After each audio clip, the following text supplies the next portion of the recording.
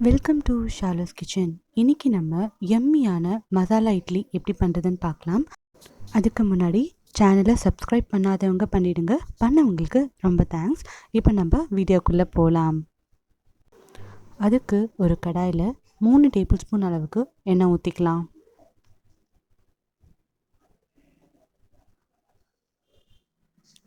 நான் 6 இட்லியை சின்ன சின்ன பீஸாக வெட்டி வச்சுருக்கேன். அதையும் அதில் போட்டு நல்லா ஃப்ரை பண்ணி எடுத்துக்கலாம்.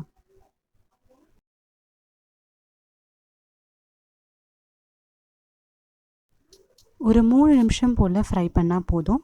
லைட்டாக கலர் சேஞ்ச் ஆகும், அப்போ நம்ம எடுத்துக்கலாம். இப்போ அதே கடாயில் 2 டேபிள் ஸ்பூன் அளவுக்கு எண்ணெய் ஊற்றிக்கலாம். நான் 2 வெங்காயம் நல்லா பொடியாக கட் பண்ணி வச்சுருக்கேன், அதையும் சேர்த்துக்கலாம். 1 டேபிள் ஸ்பூன் அளவுக்கு இஞ்சி பூண்டு விழுது சேர்த்துக்கலாம். சேர்த்துட்டு ஒரு தடவை நல்லா வதக்கி விட்டுக்கலாம்.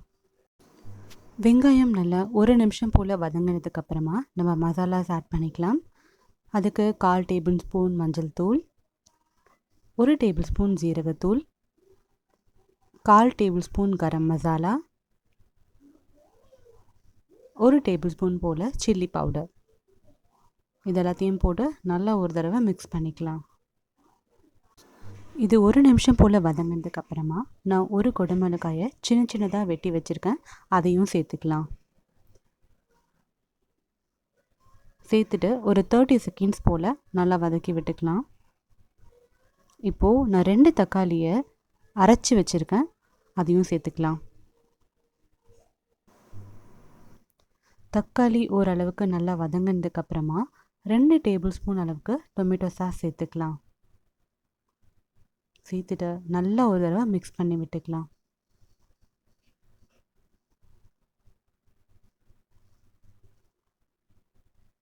இப்போ நம்ம மசாலா இட்லிக்கு தேவையான உப்பை சேர்த்துட்டு கலந்து விட்டுக்கலாம்.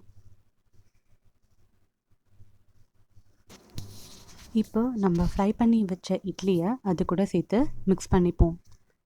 மசாலா எல்லா பக்கமும் நல்லா கோட் ஆகுற மாதிரி நல்லா மிக்ஸ் பண்ணிப்போம்.